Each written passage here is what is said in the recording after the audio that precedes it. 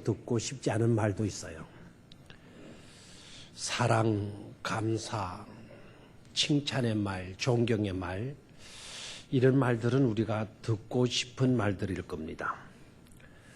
그런데 고난이라든지 매임이라든지 가침이라든지 이런 것들은 우리가 좋아하지도 않을 뿐더러 듣고 싶지도 않은 그런 단어들이 될 것입니다. 누가 고난 당하는 것을 좋아하겠어요? 누가 매이려고 하겠어요? 누가 감옥 속에 갇히고 싶어 하겠습니까? 설사 그러한 것들은 있다 하더라도 내게 있어서 비껴가기를 원하는 것이고, 그런 것에 사로잡혀 있다고 한다면 하루속히 그런 같은 것에서 벗어나기를 소원할 것입니다.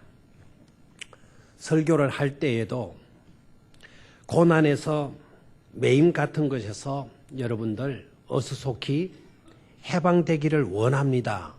해야 아멘을 하지. 고난을 당하고 앞으로도 계속 매여서 사시기를 바랍니다. 그러면 아무도 아멘을 하지 않을 것입니다. 한번 해볼까요?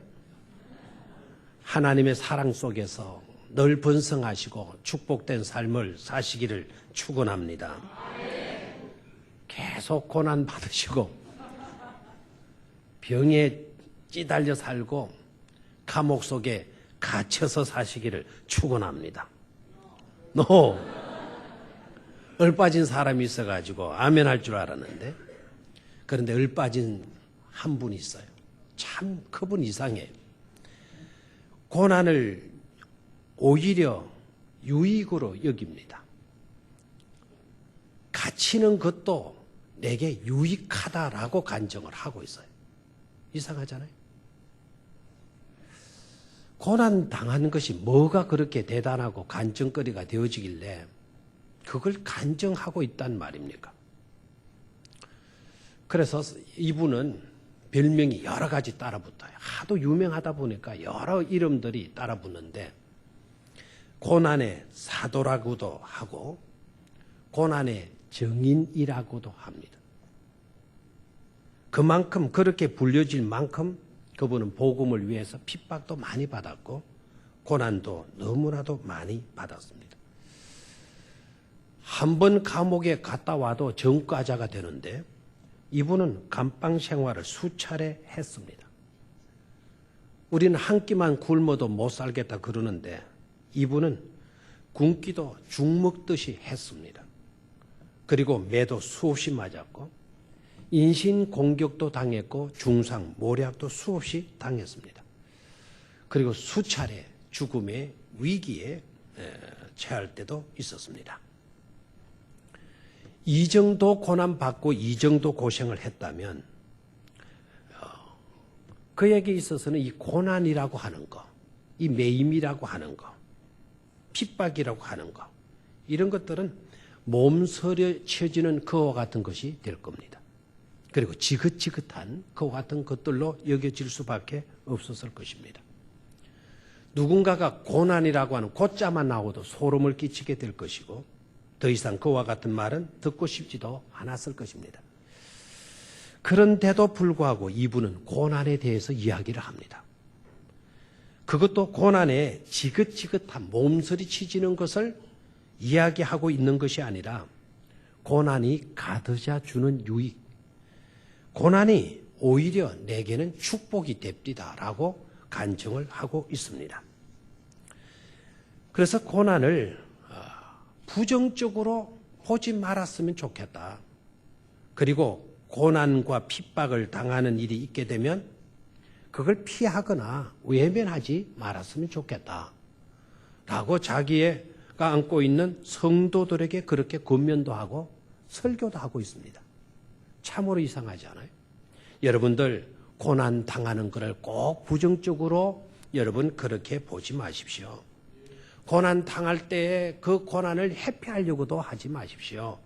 그리고 핍박 당하는 거 힘들다고 해서 외면하지도 말았으면 좋겠습니다. 라고 설교를 하고 있는 거예요. 바로 그분이 누굴까요? 바로 그렇게 유명한 주님의 사도 바울이 되어지는 것이죠. 사순절 기간입니다. 사순절 기간 동안 우리가 늘 강구하고 당부하는 말이 뭡니까? 그리스도의 고난을 묵상하십시오. 그리고 주님의 고난에 참여하십시오. 이렇게 권면합니다. 이렇게 강구도 하고 실제적으로 우리가 그렇게 되어지기를 소원하는 바가 있습니다. 왜 그럴까요? 왜 고난이라는 게 지긋지긋하고 핍박이라는 게 이게 쉽지 않은 그와 같은 고통의 문제인데 왜 주님의 고난을 묵상하라 하는 것일까요? 그리고 주님의 고난에 참여하라고 하는 걸까요? 예수님 이 땅에 오신 것은 여러분 포로된 것에서 자유함을, 갇힌 것에서 해방을, 우는 자에게 기쁨을 안겨주시기 위해서 우리 주님이 이 땅에 오신 것 아닙니까? 그럼에도 불구하고 왜 주님의 고난에 참여하라고 하는 것일까요? 고난도 우리에게 유익이 되기 때문입니다. 고난 속에서도 우리에게 주어지는 엄청난 축복이 그 속에 있다라고 하는 것입니다.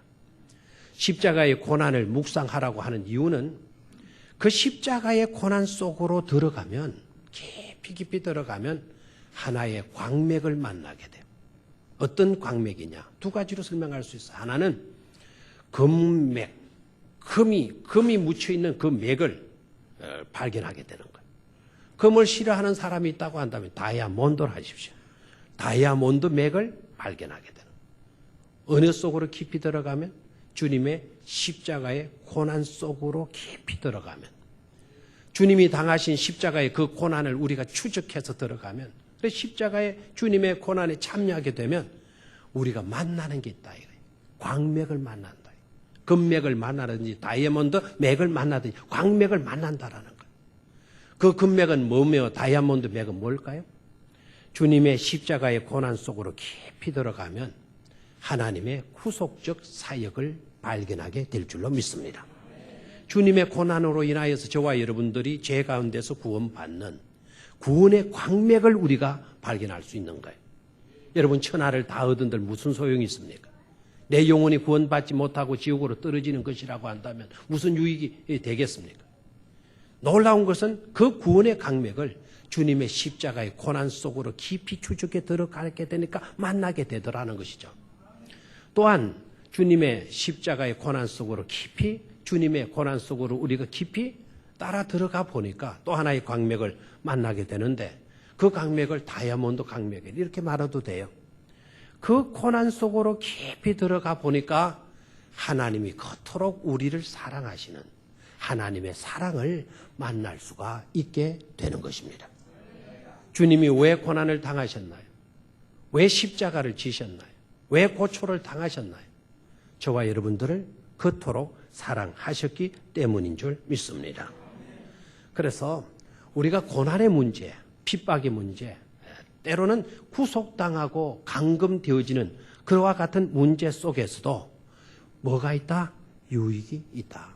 그래서 제목을 이런 것도 유익이 되나니라는 제목을 잡았습니다. 이런 것도 유익이 되어지는 것임을 깨닫는 우리 성도님들이 꼭 되시기를 주의 이름으로 축원합니다. 그리고 지금부터는 사도 바울의 간증 속으로 들어가서 사도 바울이 오늘 간증하는 내용 그 가운데도 내가 이런 고난을 당했는데 그 고난을 당하고 보니까 그 고난 속에 이런 유익들도 있었디다. 구원의 은총에 하나님의 구속사적 놀라운 역사 그리고 하나님의 놀라운 사랑 그것이 그 고난 속에 들어 있었지만 그 외에도 이런 축복도 이런 유익도 들어 있었디다 라고 간증한 내용들을 하나씩 살펴보도록 하겠습니다. 어떤 유익들도 고난 속에 있는가, 어떤 유익이 또한 감금 속에서 구속당한 그와 같은 속에서 있게 된 것인가. 첫 번째는요, 필요 충분 조건이 되기 때문에 고난도 나의 감금되어진 것도 축복이